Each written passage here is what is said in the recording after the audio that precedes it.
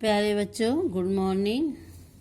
मैं आबदा खातून class 7th ए और सी से मुखातिब हूँ। ए के बच्चे और सी के बच्चों को मैं हिस्ट्री पढ़ाती हूँ। आज मैं हिस्ट्री का जो लेसन पढ़ाने जा रही हूँ वो पार्ट नंबर 3, सल्तनत का विस्तार यानी खिलजी वंश। खिलजी वंश कब से शुरू हुआ था बच्चों? 1290 से ईस्वी से 1320 ईस्वी तक, यानी कितने साल तक खिलजी वंश रहा? 30 साल रहा। ठीक बच्चों, मालूम तो आप सबको तो मालूम है कि बलबन की मृत्यु के बाद दिल्ली की सत्ता पर तुर्क तुर्क खिलजी सरदार के मध्य संघर्ष प्रारंभ हो गया। इस संघर्ष में खिलजी सरदार जलालुद्दीन फिरोज सुल्तान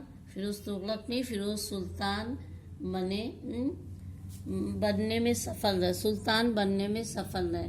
यानी जब उनकी मृत्यु हो जाती है और मृत्यु हो जाने के बाद सब आपस में झगड़ा करने लगते। कौन कौन? तुर्क, खिलजी और सरदार। ये लोग आपस में जब झगड़ा करने लगते हैं तो इसमें फिरोज खिलजी की जो है वो जीत जाता है, वो सुल्तान बन जाता है। ठीक है, ये बात समझ में आ गई। और उस दिन से खिलजी क्यों कहलाता था? क्योंकि वो वहाँ अफगानिस्तान के खल्ज नामक जगह से आया हुआ था। वो जगह इतनी गर्म थी, इसीलिए उसका नाम पड़ा था खिलजी। तो ये जलालुद्दीन फिरोज जो है, ये खिलजी, ये वहीं से आया हुआ था। अब जलालुद्दीन फिरोज खिलजी जो है वो बहुत ही इंटेलिजेंट था। फिरोज खिलजी ने दिल्ली में खिलजी वंश की स्थापना की। उसने दंड के नियमों को माननीय बनाने पर ध्यान दिया तथा विद्रोही तुर्क सरदारों को संतुष्ट करने की नीति अपनाई। सुल्तान का भतीजा अलाउद्दीन जो कि इलाहाबाद का रक्षा मंत्री था, ये बहुत ही अक्लमंद था और बहुत ही शासन करने वाला था। उसने वहाँ का उसको मंत्री बना दिया, रक्षा मंत्री।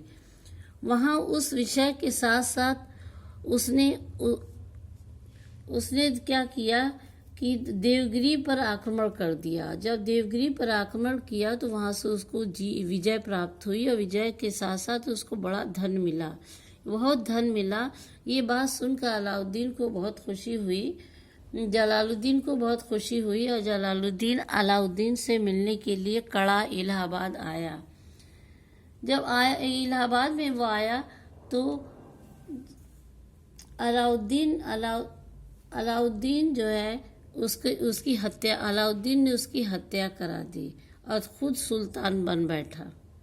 अलाउद्दीन खिलजी 1296 यानी 96 ईस्वी में दिल्ली के तख्त पर बैठा। वो एक महान विजेता, कुशल शासक, चतुर राजनीतिज्ञ था। उसने सुल्तान बनने समय दिल्ली सल्तनत में अव्यवस्था बहुत ज़्यादा थी। यानी वहाँ पर रूल रेगुलेशन सही नहीं थे, सब तरफ अजीब तरह का माहौल था। उसने सबसे पहले उसको सही किया। उस समय उलेमाओं का भी दखल बहुत ज़्यादा शासन में बढ़ गया था और सरदार विद्रोह कर रहे थे। मंगोल आक्रमणकारी लगातार हमले कर रहे थे। इन परिस्थितियों का सामना उसने बड़े धैर्य तथा सुनियोजित तरीके से किया और सबसे पहले उसने जलालुद्दीन खिलजी की उदार एवं सहिष्णु नीति त्याग कर कठोर नियमों को लागू किया और इन नियमों के पालन से वो शासन शुरू कर दिया। उसका सैनिक सुधार सबसे जबरदस्त था। अलाउद्दीन खिलजी की विजय का श्रेय उसकी संगठित सेना को था। अलाउद्दीन ने एक विशाल स्थायी सेना का संगठन किया। उसकी सेना में 4,75,000 सैनिक थे। सैनिकों की नियुक्ति उनकी घुड़सवारी सशस्त्र चलाने की योग्यताओं के आधार पर की जाती थी। सैनिकों के हुलिये का पूरा ध्यान दिया जाता था। सैनिकों को नगद वेतन देने की प्रणाली भी अपनाई, घोड़ों पर दाग लगाने की व्यवस्था भी की। उसके बाद उसका विस्तार बढ़ने लगा। सुल्तान बनने के बाद अलाउद्दीन ने अपने साम्राज्य का विस्तार करना चाहा। उस समय उस उद्देश्य को पूरा करने के लिए उसने सबसे पहले गुजरात, चित्तौड़, उज्जैन, मांडू, धार और चंदेरी के राजपूत राजाओं को हराकर सारी राज्यों को अपने राज्य में मिला लिया और एक बड़ा राज्य तैयार कर लिया। ठीक है बच्चों। फिर उसके बाद उसने क्या किया कि अलाउद्दीन का मानना था कि दावतें और उत्सव में मिलने से अमीरों और सरदारों में मेल बढ़ता जा रहा था और दोनों मिलकर अलाउद्दीन के अगेंस्ट जो है षड्यंत्र रच रहे थे। उसने इस प्रथा को खत्म किया, अमीरों को और सरदारों को मिलने से रोक दिया। अमीरों की दावतें और मदिरापान एवं गोष्ठियों पर भी नियंत्रण लगा दिया। इस प्रतिबंधों से सरदार अमीर भयभीत रहते थे। सुल्तान के विरुद्ध किसी के सिर उठाने की हिम्मत नहीं थी। इस प्रकार उसका अमीरों पर पूर्ण नियंत्रण था। उसने कृषि में भी बहुत ही तरक्की की। मंगोल आक्रमण जितने थे उन पर भी नियंत्रण उसने किया। कृषि नीति में उसने सबसे पहला काम क्या किया कि अलाउद्दीन ने मध्यकालीन शासक था जिसने लगान का सही अनुमान लगाने के लिए जमीन को बिस्वा में नापने की प्रथा शुरू कर दी। खराज यानी लगान पैसे में नहीं बल्कि अनाज के रूप में लेने लगा ताकि नगरों में पर्याप्त मात्रा में खाद्यान्न पहुंचाया जा सके। बाजार में नियंत्रण किया। बाजार का नियंत्रण का में था कि सैनिकों को लगा दिया। सैनिक एक एक से वसूलने लगे जिससे बाजार में नियंत्रण पूरी तरह से व्यवस्थित था।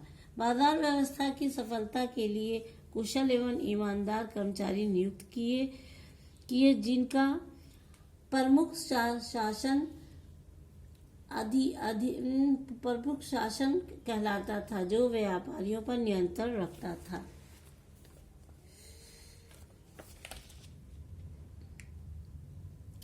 यदि कोई दुकानदार वस्तुओं की कीमत अधिक लेता या नाप तौल में कम देता था तो उसे कठोर दंड दिया जाता था। बाजार के भावों और सामानों पर निगरानी रखने के लिए गुप्तचर व्यवस्था को दुरुस्त किया गया। सुल्तान को प्रतिदिन बाजार की पूर्ण सूचना प्राप्त होती थी।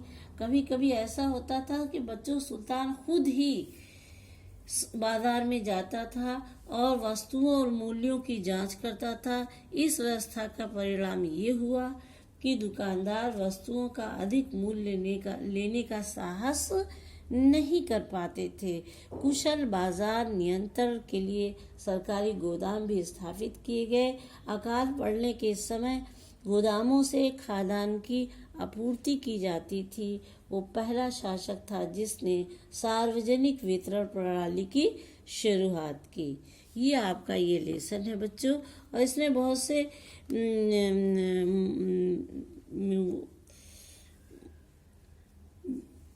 बहुत सी इमारतें भी उसने बनवाई जिसमें बहुत मशहूर है अलाई दरवाज़ा बनवाया। अलाउद्दीन ने दिल्ली में कुतुब मीनार के निकट कुतुबुल इस्लाम मस्जिद के एक द्वार के रूप में अलाई दरवाज़ा बनवाया। खंभा महल 1000 खंभा महल भी उसने तैयार किया। हौज़ ख़ास उसने तैयार किए। ये सब उसकी खूबियों में से था। प्यारे बच्चों, अब ये लेसन ख़त्म हो गया। इसको 2-3 बार लेसन रीड कीजिएगा। रीड करने के बाद क्वेश्चन के आंसर कीजिएगा। क्वेश्चन के लिए मैं आपको टिक लगा देती हूँ, आप पढ़िएगा तो आपको समझ में आ जाएगा। सबसे पहले तो आप सारे क्वेश्चन और एक्सरसाइज को उतार लीजिए। अगर आपके पास किताब नहीं होगी तो आपको फ़ायदा होगा, और किताब होगी तो फ़ायदा होगा, नहीं होगी तो आपको परेशानी होगी। तो क्वेश्चन आपका यहाँ से शुरू होता है। चलिए